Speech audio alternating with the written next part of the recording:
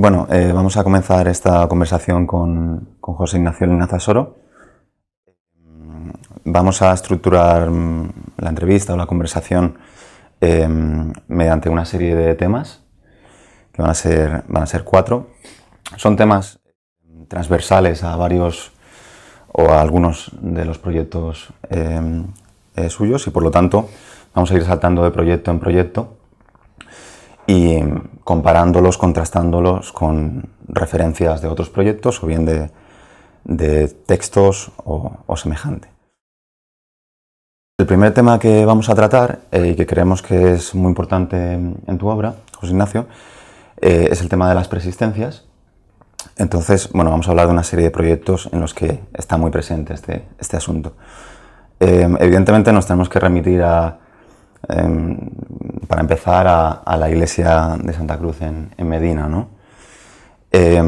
Aquí nos gustaría pues, leer parte de una conversación que aparece en un libro y en la que explicas lo siguiente sobre el proyecto de esta iglesia, sobre la reconstrucción.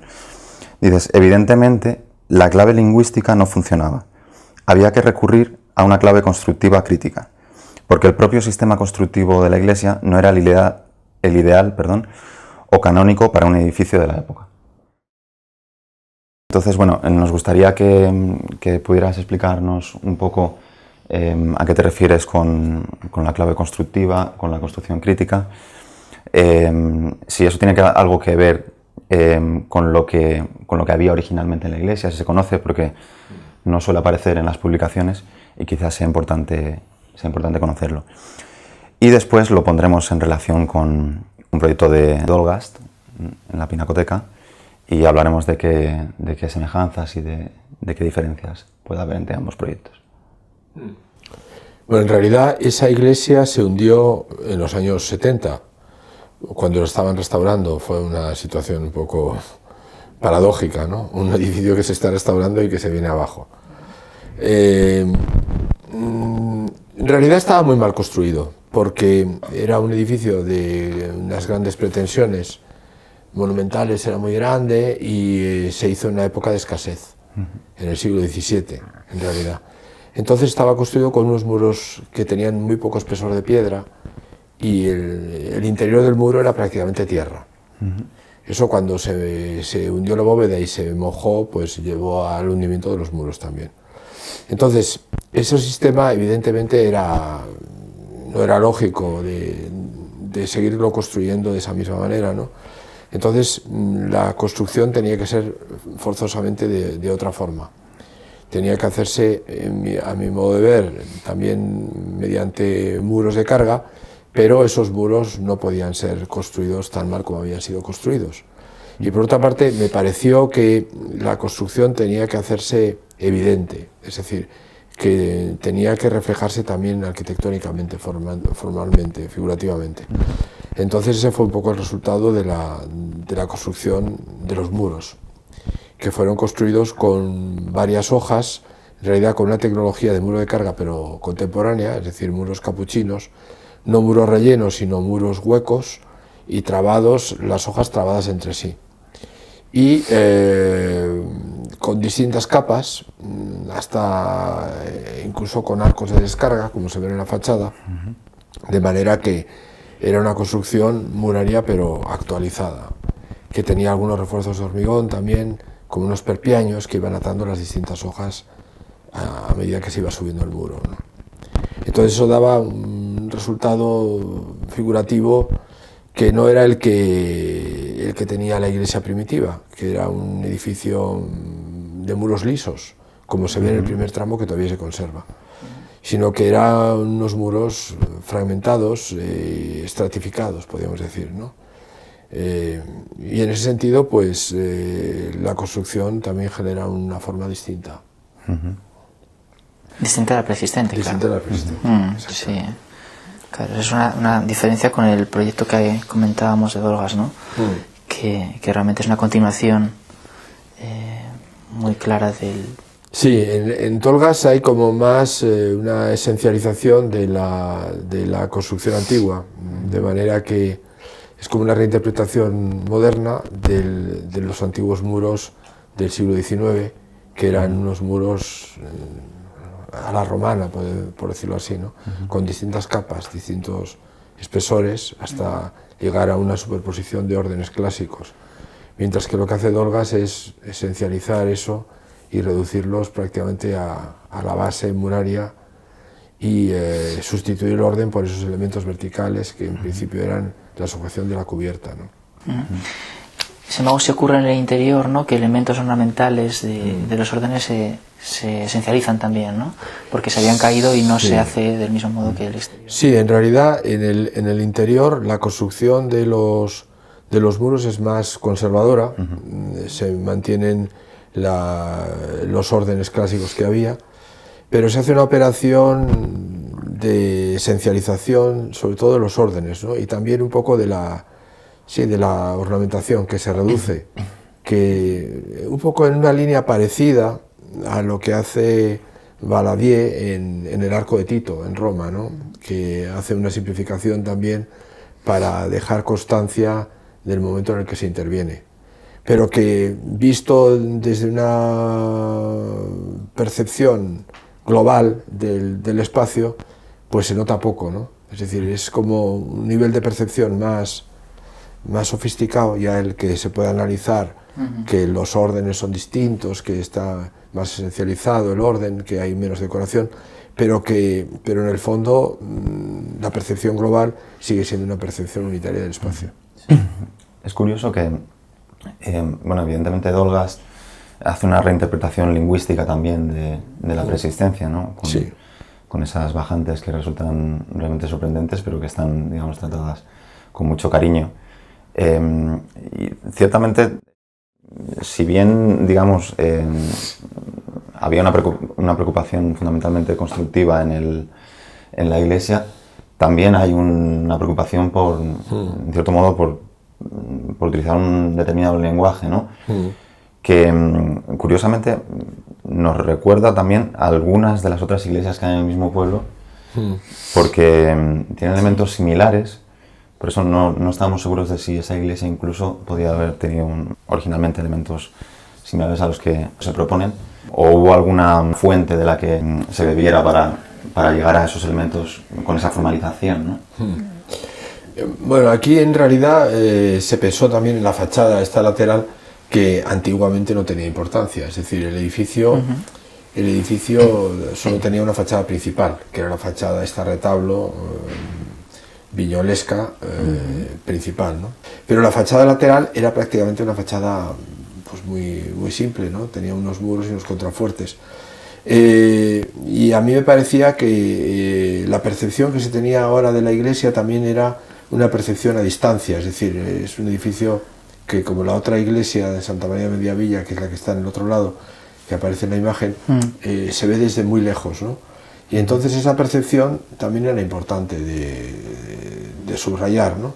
Por eso le di importancia a esa fachada también y procuré también componerla de alguna manera, ¿no? A través de los elementos constructivos que la conformaban, ¿no?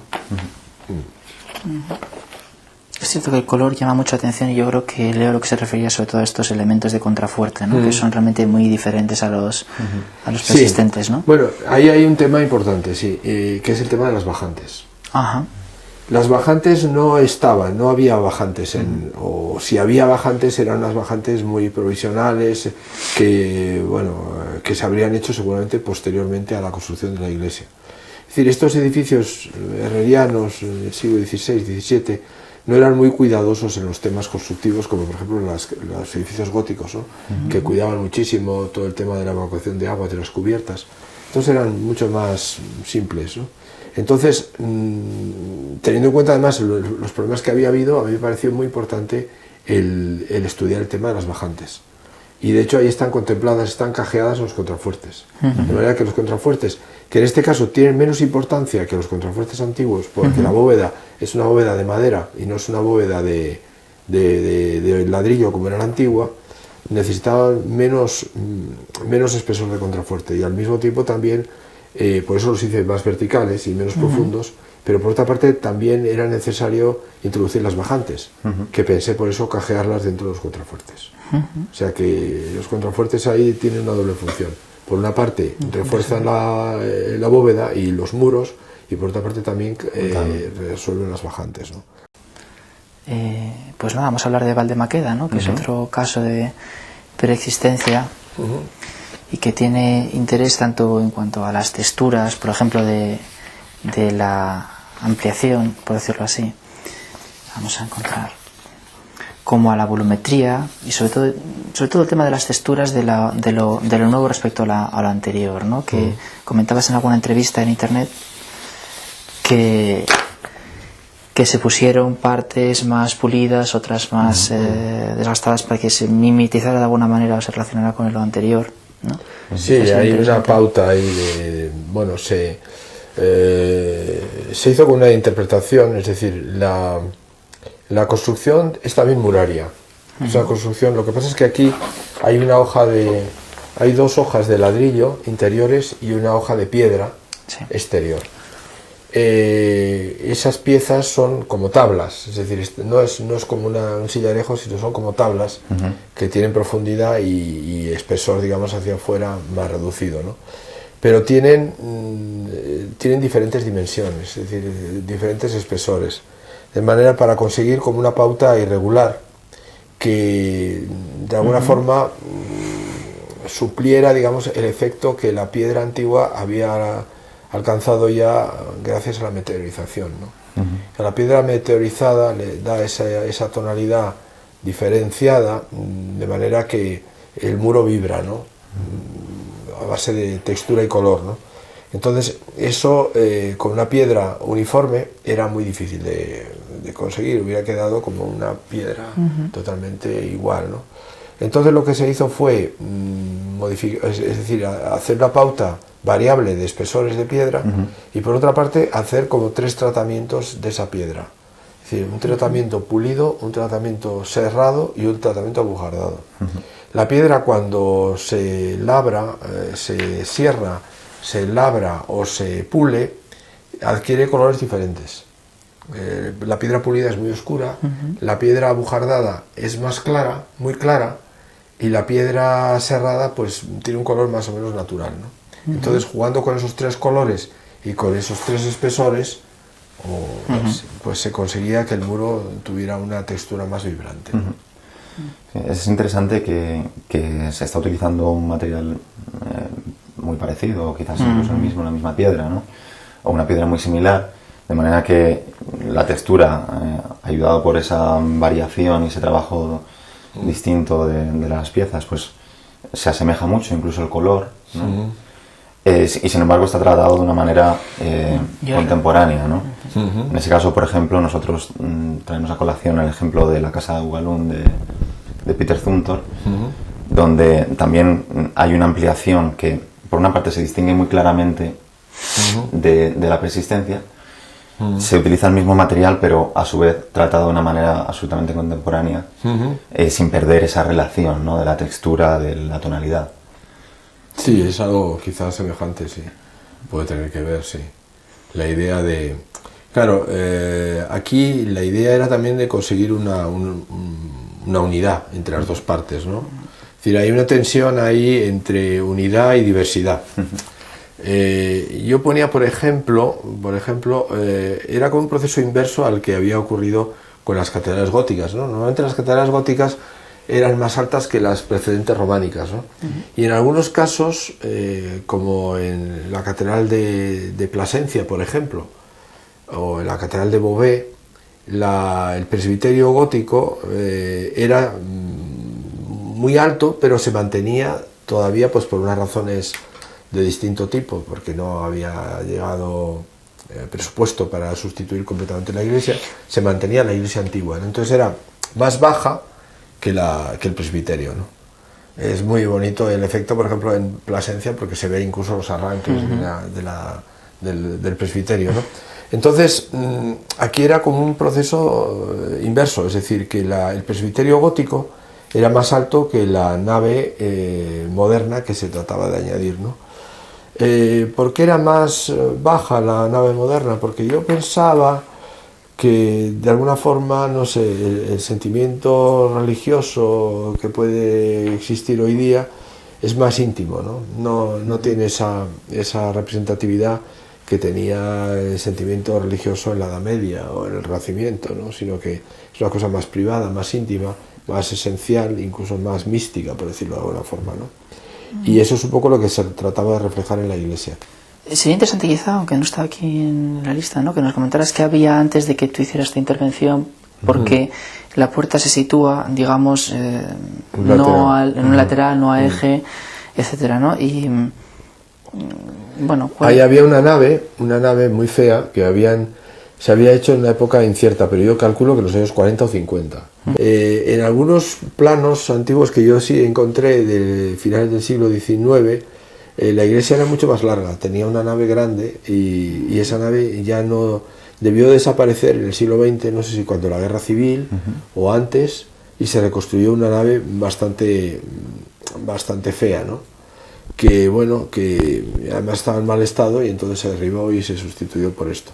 La nave tenía incorporada la puerta más o menos en el sitio donde está ahora, que era una puerta que perteneció a la nave esa preexistente, pero que es posterior al presbiterio, es una puerta así, seguramente hecha por maestros procedentes del Escorial, porque es una puerta clásica bastante bonita además, Entonces la duda era si situarla a eje de la nave, que es lo que en un principio el comitente, por decirlo así, los de la comunidad hablaban de situarla en el eje de la nave, pero me pareció más interesante colocarla en un lado, porque así se forzaba como un recorrido de manera que no se veía el altar de primera, sino que se veía el fondo, la luz, el fondo que se filtra detrás del pilar, y luego ya uno giraba y entonces descubría el altar, es decir, había como un recorrido. Fue ligada la idea del interior espacial ya, claro, a la decisión de que estuviera bien.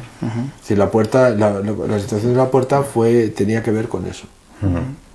Es interesante también en relación a lo que comentabas antes de las naves, de la diferencia de altura entre las dos naves, que efectivamente destaca, digamos, la volumetría relativamente liberada de la relación con la persistencia, de la relación volumétrica, Es decir, que se trabaja el volumen de una manera relativamente, digamos, independiente, aunque, como ya hemos comentado, existen relaciones sobre todo a nivel de materiales y por supuesto a nivel espacial, pero sin embargo pues se trabaja con cierta autonomía a lo nuevo de lo viejo a nivel volumétrico y a nivel de distinciones también interiores, Sí, sobre todo en el interior. De hecho, el hacer la nave más baja planteaba un problema en el sentido de lo que decía al principio de la unificación del espacio, del volumen, no del espacio sino del volumen, Entonces, por eso se hizo una cubierta en forma de impluvium, porque los muros exteriores son más altos, digamos, que la nave, para, de alguna forma, aproximarse más a la altura del presbiterio, mientras que interiormente la nave es mucho más baja. Entonces eso forzaba una cubierta, digamos, invertida, en forma de impluvium hacia el interior, y con la única bajante. Y luego está el tema de esa especie de espadaña lucernario, que articula las dos piezas, el arco triunfal ese del presbiterio de la nave nueva, con una entrada de luz que es un recurso que también he utilizado de una manera parecida en las escuelas pías. Pues pasamos a escuelas pías, Sí. Perfecto. Seguimos con el tema de las persistencias, Y en el asunto de las escuelas pías es muy interesante ver, por ejemplo, cómo de alguna manera recuperas la percepción del espacio que había, no solamente, digamos, en la nave con esa reconstrucción de los límites del espacio de las bóvedas, sino también que haces que el usuario llegue al punto en el que antes se percibía como tal unidad, es decir, que a pesar de que decidieras que se accediera por un lateral, lo llevas inmediatamente a que se ponga aquí, ya sea bajando por las escaleras o por la rampa, para tener la visión completa, Sería interesante, creo, que explicaras, dentro de la persistencia que había, cómo decidiste que la entrada fuera en un lateral sabiendo que, digamos, la percepción unitaria era desde el eje, y cómo negaras que esta fuera la entrada inicial, queriendo, sin embargo, esa percepción, ¿no?, cuando uno accede. Yo creo que había un doble motivo. Por una parte, a mí me gustaba, siempre me ha interesado hacer ese tipo de juegos, es decir, de modificar un poco la percepción del espacio, llevando a un recorrido, ¿no? Hacer una promenade, un recorrido hasta llegar. Esto pasa en Valdemaqueda también, como hemos visto, con la situación de la puerta lateral, pero también incluso en algún proyecto muy antiguo mío, de los primeros que hice, como la reforma del Ayuntamiento de Segura, también situé el arco de entrada en el lateral, de alguna manera contraponiéndome a la entrada principal, ¿no? Es decir, el llevar un poco al visitante a un punto, pero a través de un recorrido, es decir, escalonando un poco el proceso, ¿no? Me parece que es un tema interesante ese, ¿no? Y por otra parte, porque también la iglesia, no existía antes la plaza, cuando se hizo la iglesia no existía la plaza. Entonces era la calle Mesón de Paredes el único acceso, mientras que ahora la plaza realmente era el acceso principal. Entonces me parecía que lógicamente se debía de entrar por la plaza, ¿no? Y ese es un poco los motivos, ese también es todos los motivos por el cual hice la entrada lateralmente, ¿no? Sí. Y es interesante, por otro lado, que efectivamente, como comentaba Daniel, aquí sí se intenta de alguna manera recuperar, en cierto modo, la configuración espacial, en la medida en que realmente se remarca la dirección longitudinal de la nave e incluso de esa nave lateral, aunque digamos no se lleva a realizar en la simétrica, en una hipotética nave simétrica, pero sí que se mantiene esa dirección longitudinal bien marcada, ¿no? Sí, de todas maneras hay como una especie de reto, de lucha entre esa axialidad y la nave lateral que aparece, ¿no? Incluso también dentro de la axialidad hay una especie de negación también del espacio barroco, tal y como era la iglesia antigua. Es decir, la iglesia antigua era una iglesia muy unitaria entre la nave, que era una nave única, no tenía nave lateral, y el cimborrio central, ¿no? Un poco en la línea, pues, de la Catedral de Granada o de estas iglesias que inaugura Alberti, Bramante, ¿no? En Santa María delle Grazie de Milán, ¿no? Con esta idea de la nave y la rotonda unida, que también Alberti usa en la iglesia de Florencia, ¿no? La que hace en Florencia. Pero en realidad yo lo que hacía ahí era un intento de ir como fragmentando en las distintas partes que eso suponía, ¿no? Es decir, que la rotonda se entendía como un elemento y la nave como otro elemento. Entonces ahí había, como en Valdemaqueda, un elemento que separaba, que articulaba, pero al mismo tiempo también separaba, ¿no? Las dos piezas, el cimborrio o la rotonda y la nave, ¿no? Eso se ve claramente, ¿no? De manera que entonces como que las partes adquirían mayor autonomía. Y después, por otra parte, incluso acentuado por el mobiliario, había un refuerzo de la asimetría en base a la nave lateral, que de alguna forma también hay como una especie de escalonamiento de visión lateral que se escalona en un eje perpendicular al eje principal, ¿no? Y eso debilita, digamos, la axialidad también. Igual que la disposición de los muebles, que es asimétrica también para forzar esa ruptura de la axialidad, ¿no? Pero sin embargo sí es cierto que llevas al espectador y al usuario a ese punto, entiendo que intencionadamente, para que de alguna forma reconstruya esa totalidad sonora. Que de alguna manera toda esta secuencia como más, sí, la perciba, ¿no? Se percibe desde ahí, ¿no? Hay un ritmo de ebullición de luz. Sí, hay como un ritmo que se va, que va alternando espacios en sombra y espacios en luz, ¿no? Luego, por otra parte, también es verdad que esa cubierta de madera tenía un cierto carácter como provisional, ¿no? Se buscaba ese carácter provisional que acentuaba el peso de la ruina, ¿no? Sí. Después hablaremos de eso, sí. Sí, precisamente uno de los temas importantes también que vemos en Escuelas Pías es cómo se refuerza el carácter de la ruina como resto, de alguna manera, no se intenta, digamos, completar, no se intenta como sí ocurre, por ejemplo, en otros proyectos, ¿no? En los dos primeros de los que hemos hablado, sino que en este caso, digamos que se remarca el carácter de resto, ¿no? Y en ese sentido, por ejemplo, es bastante interesante cómo en la cubierta se produce una especie de plataforma desde la cual se hace muy presente principalmente la parte superior, ¿no? Sí, es como que hicieron una escenografía, ¿no? Realmente en ese punto es... Casi como si estuviéramos haciendo un poco de Swan con su grabado del banco de... Sí, en realidad es todo bastante piranesiano, todo eso, ¿no? Todo ese mundo es bastante piranesiano, ¿no? De hecho, lo de la cubierta, a mí me recordaba esas imágenes que a mí me gustaban mucho de Roma en el siglo XVIII, cuando todavía no se habían excavado las ruinas, ¿no? Entonces el arco del foro de Septimio Severo, cuando el foro era todavía el campus vaccino, es decir, el campo de las vacas, ¿no? Estaba todo cubierto, el arco de Septimio Severo aparecía enterrado, pero se veía una parte, ¿no? También esa es una imagen muy bonita de que hay fotografías de eso, de los templos egipcios, el templo de Luxor en concreto, cuando los ingleses y los franceses empezaron con las reformas, con las restauraciones en el siglo XIX, ¿no? Entonces el templo de Luxor estaba muy enterrado, y la mezquita, que ahora está en la parte alta, en realidad estaba a nivel del suelo, ¿no? Entonces los capiteles se podían tocar, como pasa con la mezquita, se podían tocar con la mano, ¿no? Entonces esa imagen a mí me gustaba y por eso la recuperé ahí en la terraza, de manera que la terraza es como si fuera una plaza cubierta, una plaza descubierta, que tiene el mismo pavimento que la plaza de Agustín Lara, y desde ahí se ve la rotonda como un elemento enterrado, ¿no?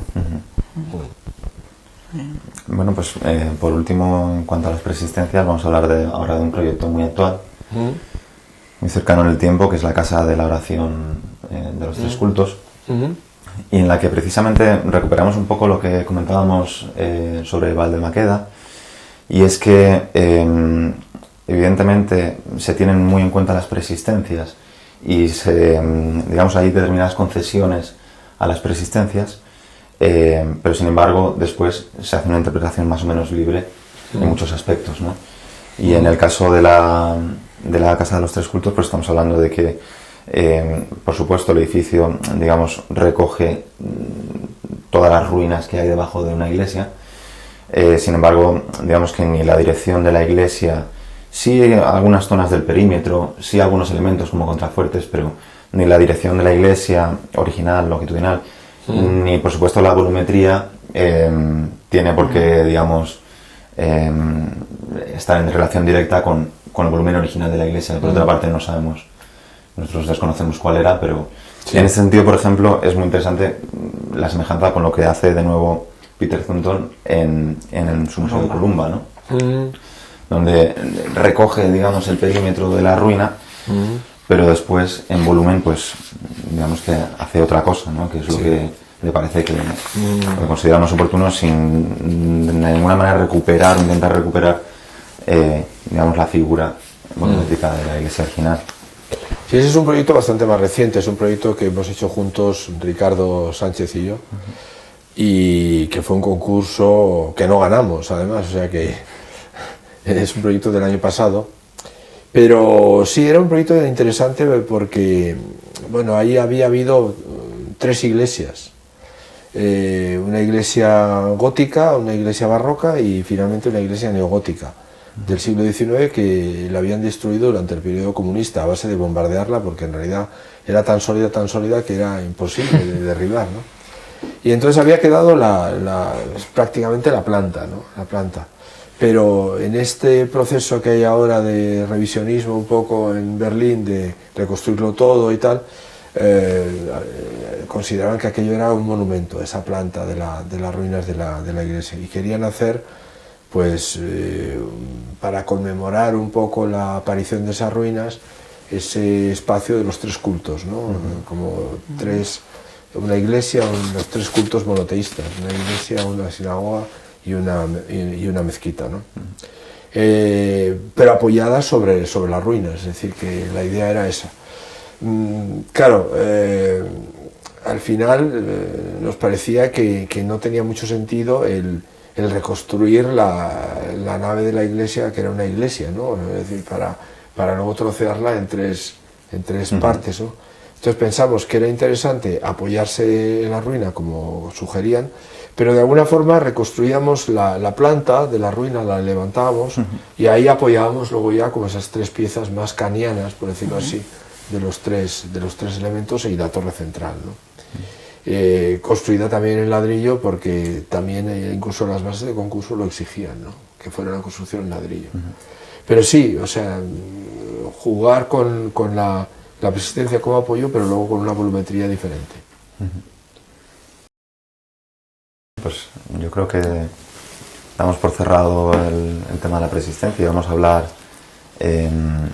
del orden y de cómo el concepto de orden, digamos que se aplica de diversas maneras en algunos de los proyectos. Sí. No, bueno, sí, comenzamos, si te parece, por el proyecto de...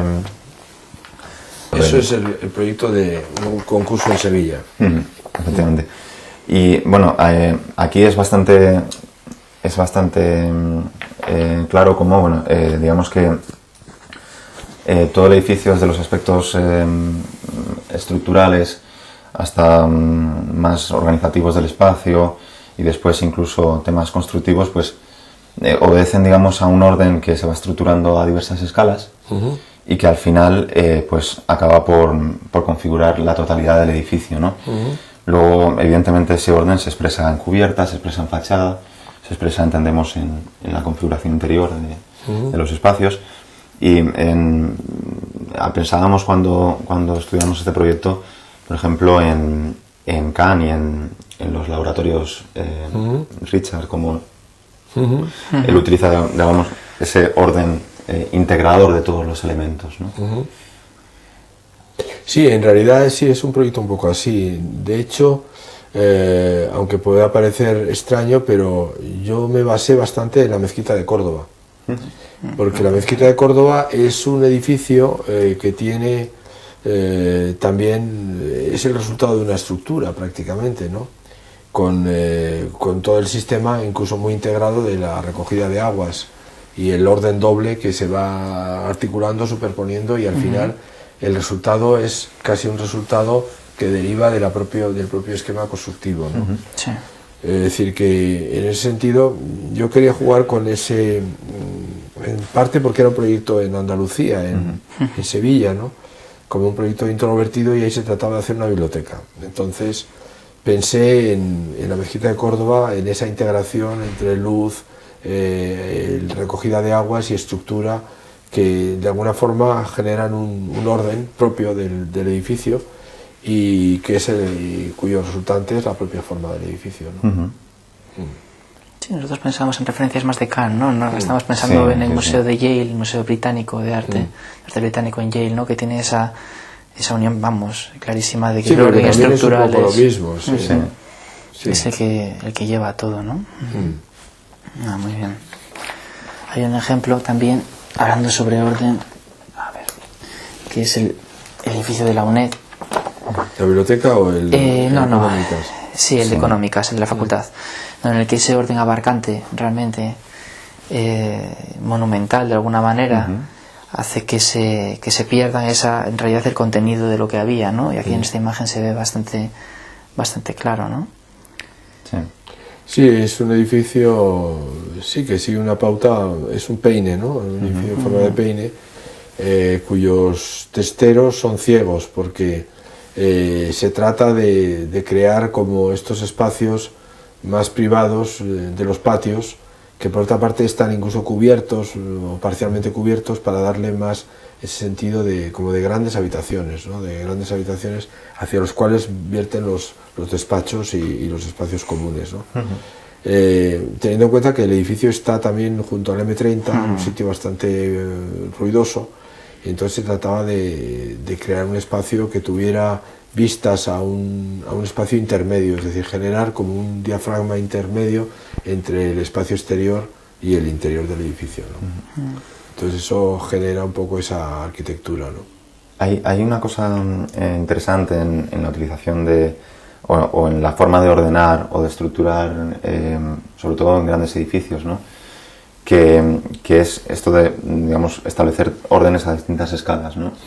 Establecen, por ejemplo, en este caso, unos órdenes abarcantes, en los que claramente el edificio tiene esos 4 especies de patios o de espacios interior-exterior, y después, a su vez, pues ahí evidentemente hay unas plantas, hay una manera de ordenar otra escala, ¿no? O, por ejemplo, en el campus de Segovia, donde evidentemente también es un edificio muy grande, sí, y entonces las fachadas, por ejemplo, o los exteriores, pues también se organizan con, por ejemplo, en una de sus fachadas, con unos grandes, son prácticamente volúmenes, cubos, ¿no? Que salen y después, a su vez, tiene otro tipo de partición. O incluso en el proyecto de Troyes, donde aquí, digamos, no hay un orden que abarque la totalidad del conjunto, porque es un conjunto más completo y más amplio, pero sí que en sus distintas unidades, dentro de ese gran conjunto, pues se establece este tipo de mecanismo de orden, ¿no? Con órdenes abarcantes, mayores, en las fachadas en las que quizás se quiere ser un poco más monumental o dar una escala determinada, y después órdenes menores, que incluso en algunos casos llegan hasta remitirse o hasta el nivel de definición de las particiones de la carpintería, ¿no? Entonces, digamos que es un orden a distintas escalas que genera un conjunto integrado, ¿no? Sí, a mí me parece que ese tema es muy importante en la arquitectura, ¿no? Porque tiene que ver con la escala y con la proporción. Entonces, yo creo que para que un edificio adquiera una proporción, y esto tiene que ver también con su situación, ¿no? en la ciudad, en la implantación, es necesario que haya distintas escalas, una escala a nivel, por decirlo así, humano, pero también una escala a nivel más propiamente de edificio, más monumental, ¿no? A mí me resulta muy antipático ese concepto que algunos citan últimamente, ¿no? Eso del edificio a escalar, ¿no? A escalar. Yo creo que la arquitectura no es a escalar. La arquitectura es a escalar, pero para escalar. No sin escala, sino para tener escala. A escalar y quedar escalada. A escalar y tener escalada, exactamente. O sea que yo creo que eso es absurdo, ¿no? Y yo creo que todos los elementos en un edificio tienen que estar sucesivamente proporcionados. Es decir, tiene que haber elementos que contengan otros elementos menores, etcétera, ¿no? Hay una gradación. Una gradación. Esto se ha dado en todas las arquitecturas, no solamente en la arquitectura clásica. En la arquitectura medieval esto ocurre también con las formas abarcantes, ¿no? No sé, en las iglesias góticas o románicas hay grandes arcos que cobijan a su vez arcos más pequeños, etcétera, ¿no? Es decir, la idea del orden abarcante existe también. Es decir, en el fondo es una exigencia de la proporción, que yo creo que es preciso en todo. Esto me recuerda, ahora que estábamos con lo de Puyin, y además estuve el otro día escribiendo el asunto, que él criticaba la arquitectura clásica porque en los detalles constructivos era a escalar precisamente, aunque no decía esa palabra, ¿no? Decía que no había elementos que significaran su escala o su tamaño, simplemente porque la sección de un pilar era siempre circular. O la apariencia era siempre la misma, ¿no? O sea que es curioso ese tema, como en realidad, frente al gótico, que precisamente en los arcos es el mismo de lo que dice. Se introduce mucho más elementos, ¿no? Hay mucha complejidad. Luego sería interesante también revisar dentro del proyecto de Troyes otra situación en la que claramente se está jugando con las distintas escalas y con la integración de los órdenes a distintos niveles. Y sería en este volumen, ¿no? Concretamente, donde es muy llamativo porque bueno, hay una especie de costillas que son precisamente las vigas de canto de un espacio en planta baja, pero que a su vez se aprovechan para organizar un programa de menor escala que está en una planta superior y que se inserta dentro de esas costillas. Incluso se llega, digamos, a aparentar de cara al exterior que esas costillas son mayores, ¿no? Por lo menos esa es la percepción del exterior, cuando en realidad no en toda su altura funcionan como vigas, ¿no? Pero desde el exterior se está viendo esa esa combinación de escalas, ¿no? Esa combinación de órdenes a distintos niveles. Sí, hay un tema también de superposición, ¿no? O sea, porque en realidad, digamos, el orden ahí actúa por superposición, es decir, hay como una gran viga de canto de hormigón, que es la que forma el basamento o el zócalo del edificio.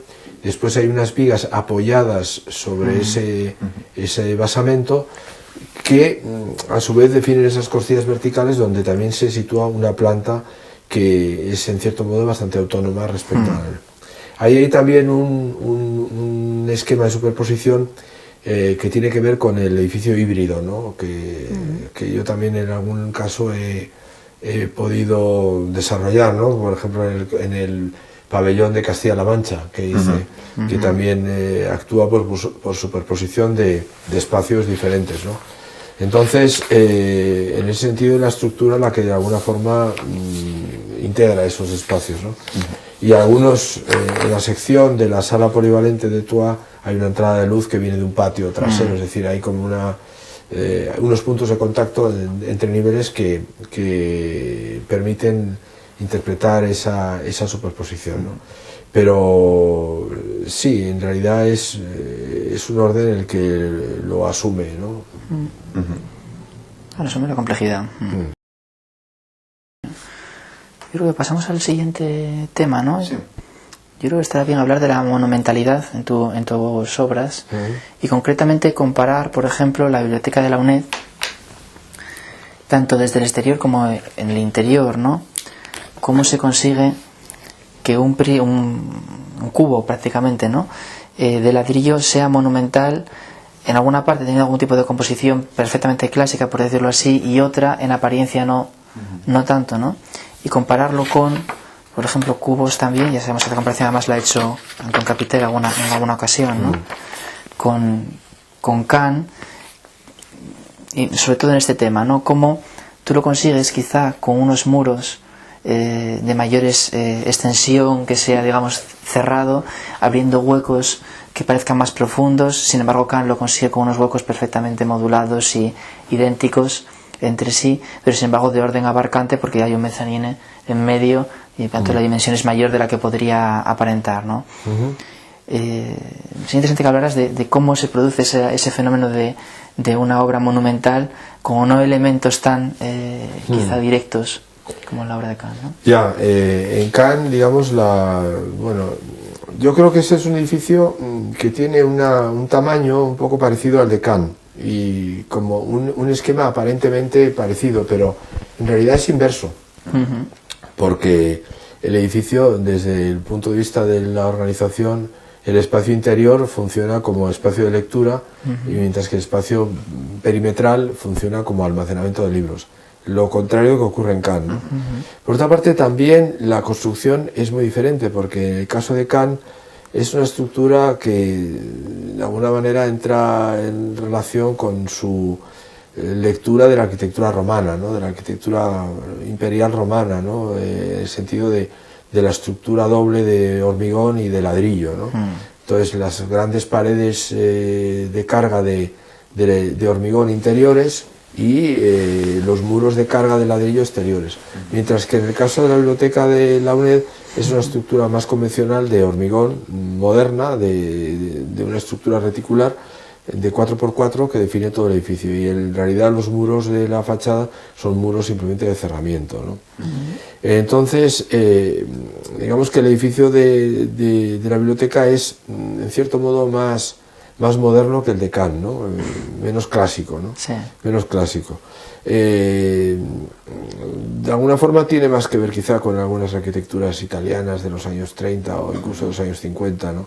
La Marquesina, algo de Terragni, tiene algo de Terragni, todo esto, ¿no? Sí. Y sí es verdad que el muro es como un muro mucho más plano, ¿no? Que en el caso de Kahn, es decir, es un muro de cerramiento plano que quiere ser como un cubo de ladrillo, prácticamente tendente a ser ciego, ¿no? Solamente con esa grieta importante que es la cafetería arriba, donde se invierte el esquema, porque en la última planta los espacios de uso están en el perímetro, mientras que el centro está bloqueado precisamente por los lucerrarios, ¿no? O sea que es un planteamiento inverso en ese sentido. Yo diría que aquí la monumentalidad viene más dada por la contundencia del material, por la idea del cubo macizo de ladrillo, que por la estratificación, digamos, más fragmentada de la fachada, tal y como lo hace Kahn, ¿no? Que es un planteamiento más clásico, arquitrabado en cierto modo, ¿no? de soporte y de dintel, ¿no? Mientras que aquí no hay soporte de dintel, sino que es un plano liso más moderno, ¿no? Quizá tiene interés que también comentes, quizá tenga relación el modo de acceso, ¿no? Porque tiene algo de semejante con la Villa Müller, por ejemplo, ¿no? Ese acceso bajando en una entrada que a su vez ya es baja. Además se produce, después hablaremos del espacio interior, ¿no? Pero ese fenómeno de un espacio bajo y comprimido, horizontal, y después subir y otra cosa, ¿no? Sí, es verdad que nunca lo había pensado, pero sí tiene que ver con la Villa Müller, sí, que también se entra así, en una entrada baja, sí. Hombre, en este edificio también hay algo, se persigue también un poco algo que ya hemos visto en los otros edificios, ¿no? Esa idea del recorrido, es decir, de entrar. La entrada nunca es muy monumental, como pasa también en las escuelas pías, que es una entrada bajita, pequeña, 220, muy bajita en el caso de las escuelas pías, ya llevada al mínimo, ¿no? Y lentamente se va entrando y al final se descubre el gran espacio, ¿no? Aquí hay algo de eso también, se entra por una entrada baja, se baja, se llega a esa plataforma, se llega al espacio ese de los pasos perdidos, que es como la sala llena de columnas muy macizas, y después ya cuando se entra por las escaleras, en un momento determinado se llega a la planta baja del gran espacio y se descubre todo el espacio, ¿no? Es decir, hay una idea un poco de recorrido también en el edificio, que es común a otros edificios que he proyectado, sí. Sí, no, pues muy interesante precisamente aquí cómo eso se manifiesta en un rehundido, ¿no? En un rehundido de la entrada. Es bonito, sí, es una entrada casi, o sea, tiene un poco, también como pasa en el aulario de las escuelas pías, que también tiene algo que ver con esto, esa idea del plano como semienterrado, ¿no? De un plano así de hipóstilo semienterrado, ¿no? Que a mí siempre me ha atraído también esa idea, ¿no? De no hacer una entrada muy monumental, sino precisamente una entrada casi muy baja, ¿no?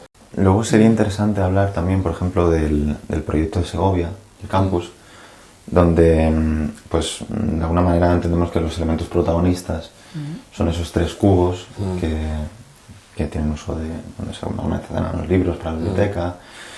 Y bueno, ciertamente en sí mismos tienen cierto carácter monumental por su unidad, por su presencia, por el tratamiento de su cerramiento, ¿no? Esas ventanas tan mínimas y resultan bastante monolíticos. A su vez su estructura, que cada uno tiene la suya propia, con esas grandes vigas de canto.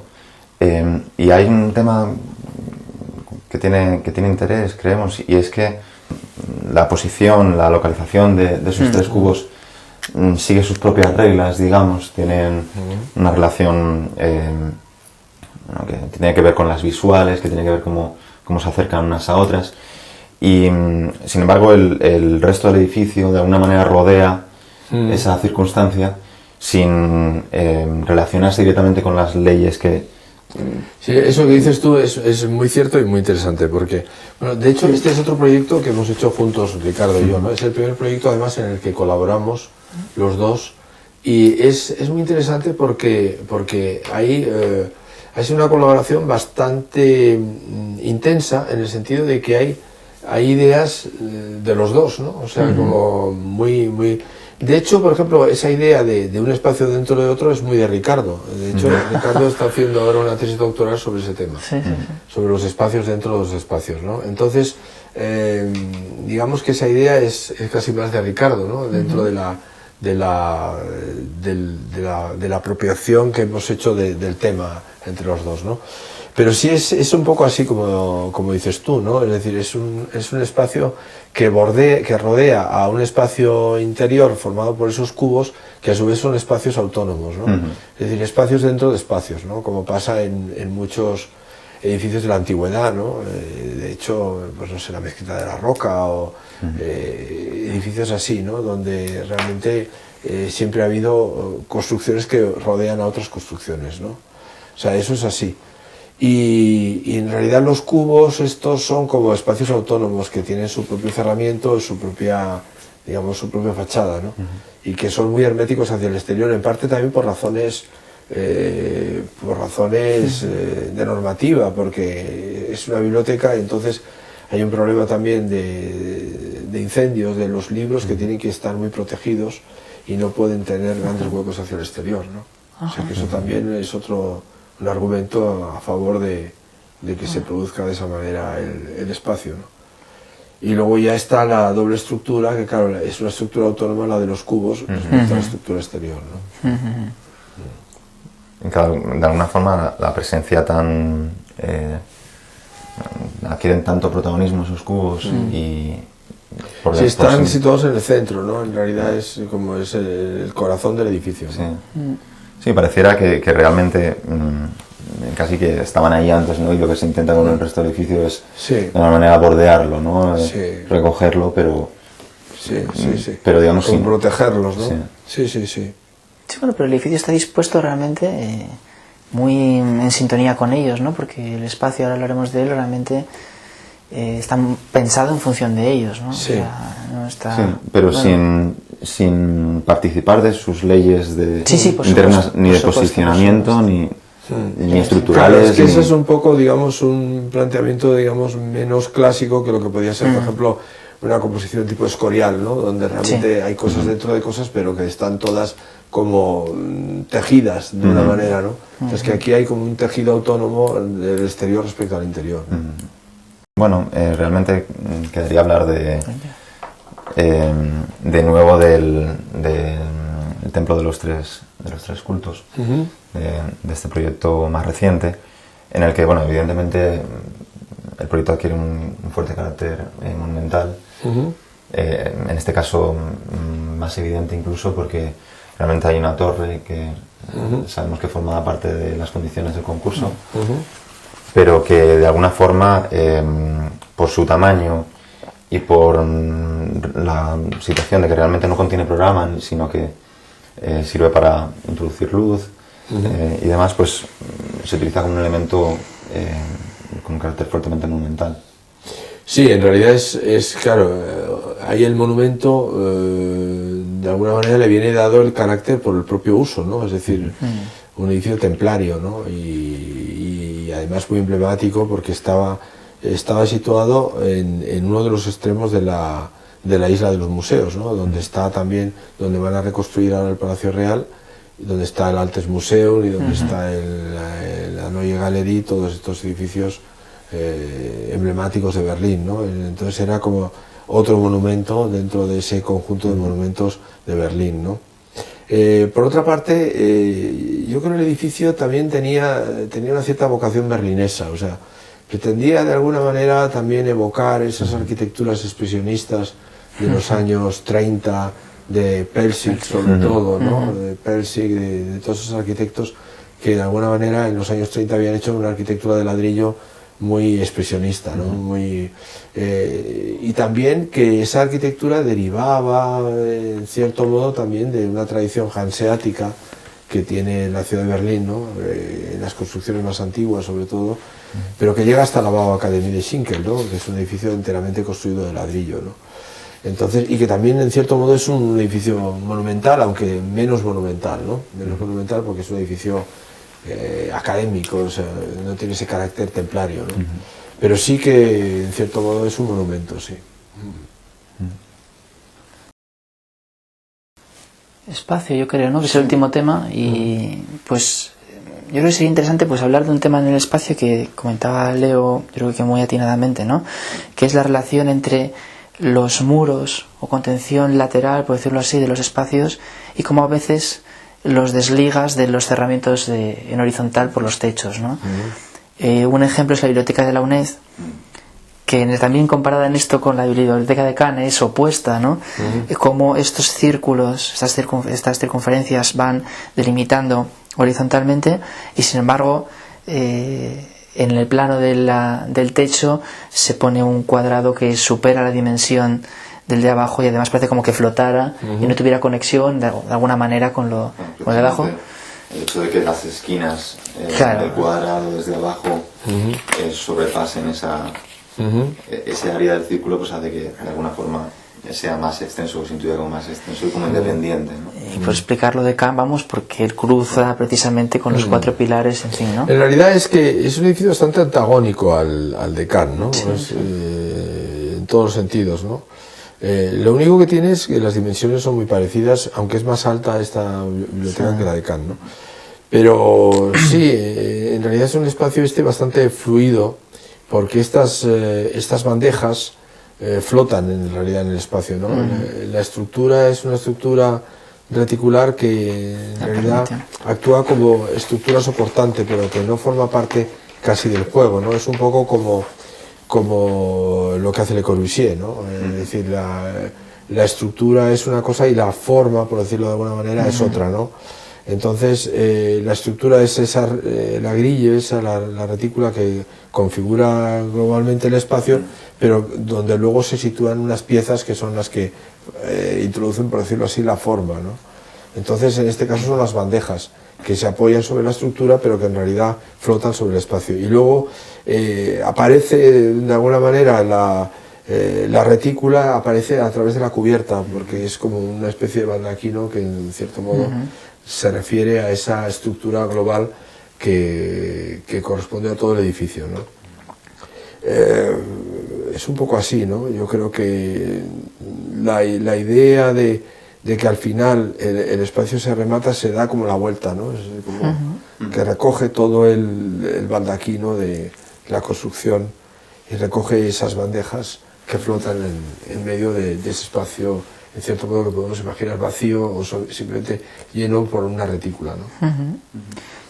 Este mecanismo, digamos, de configuración espacial, que basado de alguna manera en diferenciar los paramentos verticales de la cubierta, ¿no? Del plano horizontal de cubrición, se repite en varias de tus obras, aunque materializadas de maneras diversas, distintas en cada situación, pero sin embargo mantienen, digamos, esa condición de autonomía de cubierta frente a paramentos verticales. Por ejemplo, en el proyecto de Melilla, donde allí es una referencia quizás más lecorbusieriana, pero es muy clara, ¿no? Como la entrada de luz y la diferencia de geometría incluso entre esa cubierta ladeada y o en el campus de Segovia, donde la cubierta sobrepasa, incluso se aprecia de manera independiente desde el exterior, ¿no?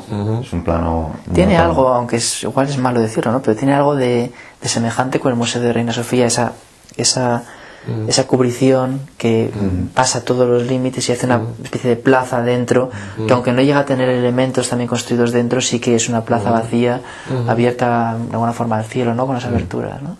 Tiene algo de semejante en ese sentido, ¿no? Sí. Tiene algo, sí. Lo que pasa es que aquí el espacio es más grande, el interior, ¿no? Sí. Y en realidad la cubierta sobresale menos, es una cubierta que sobresale menos. No aparece como aparece en Reina Sofía, que es la gran cubierta que aparece, sino que desde la calle prácticamente no se ve, ¿no? Queda remetida respecto al edificio, ¿no? Sí, esa idea de una cubierta como sí aparece en varios edificios.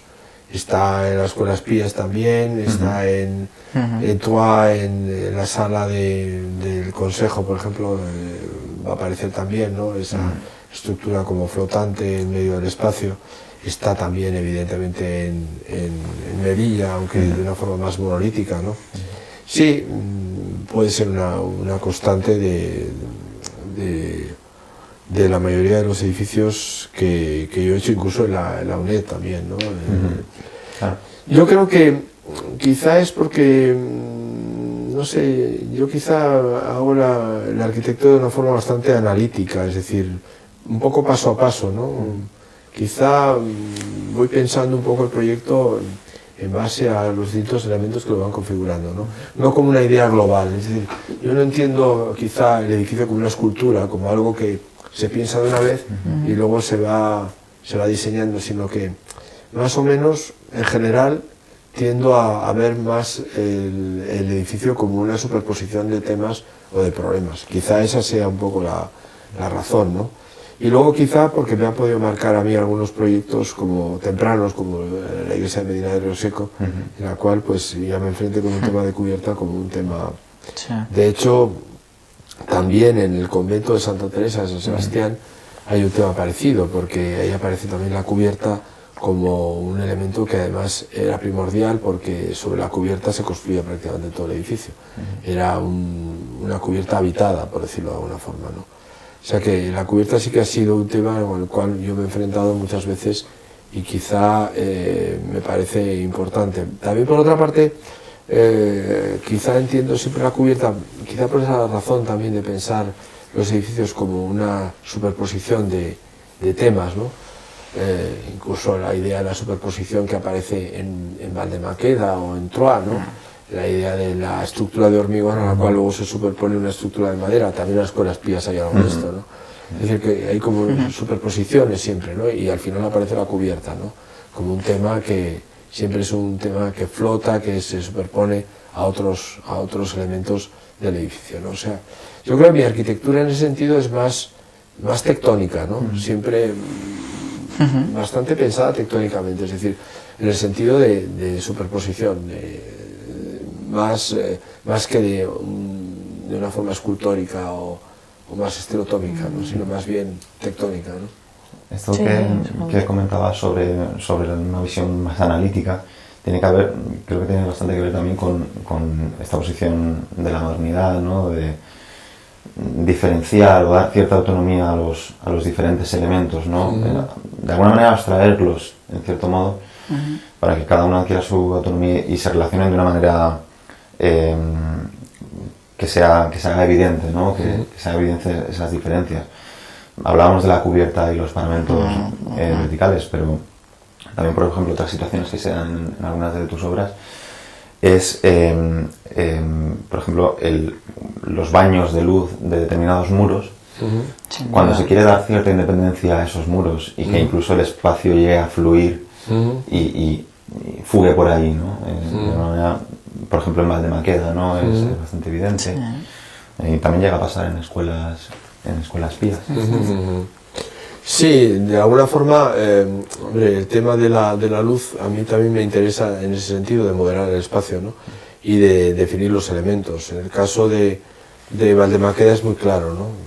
Porque de alguna forma iluminan los paramentos verticales y a través de una luz que es una luz que baña, por decirlo así, el muro de arriba abajo, entonces consigues que la cubierta quede en sombra, ¿no? De manera que entonces lo que se destaca son los elementos verticales, los planos verticales frente a la cubierta que permanece en sombra, ¿no? En otros casos sí utilizo la luz cenital, como por ejemplo en la biblioteca de Laurel o en el convento de Santa Teresa, en la biblioteca también, ¿no? Que es como un pozo de luz que ilumina, pero también de alguna manera esa luz cenital hace que las cubiertas permanezcan siempre en sombra y sean siempre los muros verticales los que se acusen más, ¿no? O sea que de alguna manera también el uso de la luz refuerza un poco esas componentes analíticas de la arquitectura, ¿no? Con las cubiertas de escuelas pías, cuando la luz se introduce como una grieta entre las bóvedas de madera y los muros persistentes. Sí, no, es otro tema, ¿no? Pero a mí sí me gustaría que hablaras de los pavimentos, ¿no? De cómo haces, cómo piensas, cuáles son las razones para hacer pavimentos pues girados, por ejemplo, ¿no? Y en escuelas pías de nuevo aparece a veces el pavimento como un plano separado de otro tipo de elementos o de órdenes de esa obra, ¿no? Ya sea en la sala principal, que aparece realmente que la razón fundamental parece, ¿no?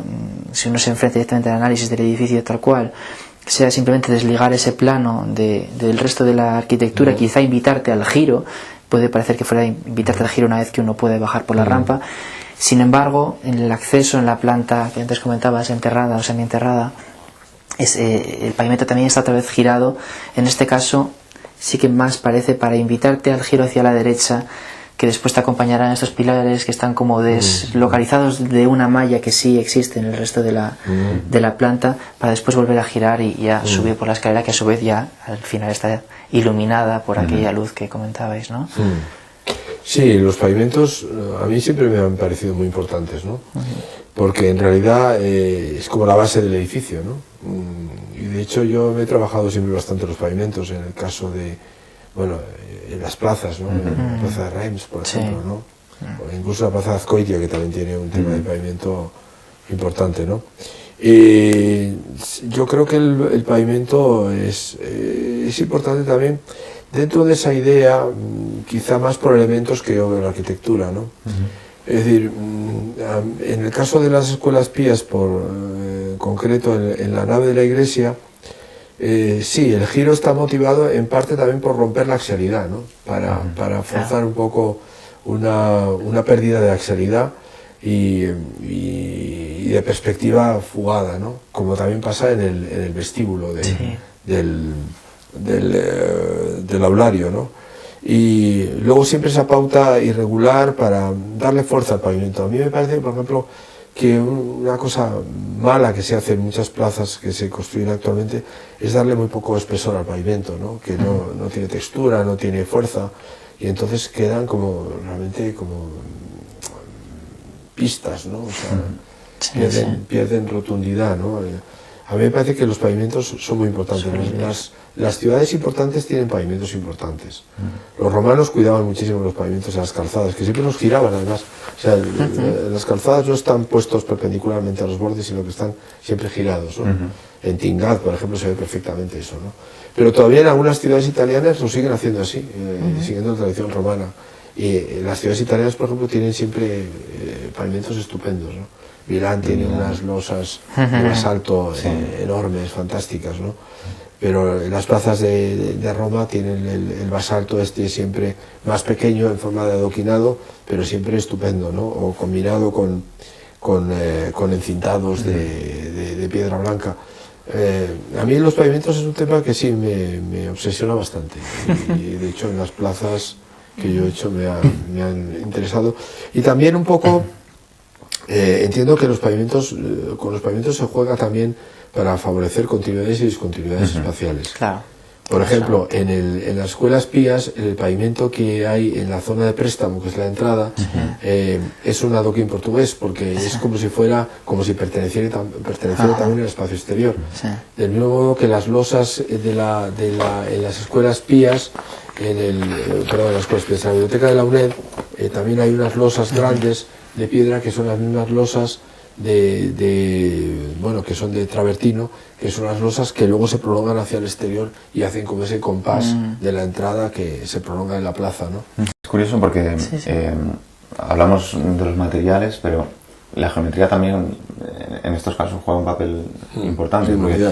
Igual que hablábamos de que en la UNED ese cambio de geometría del círculo al cuadrado propiciaba una independencia de esos planos de alguna manera, muchas veces con este tipo de pavimentos girados o inclinados respecto a las direcciones principales, parece que adquieren su propia ley geométrica y entonces pasan a formar un plano con cierta autonomía, ¿no? Respecto a, por ejemplo, en este caso, a los paramentos que tienen su propia direccionalidad, ¿no?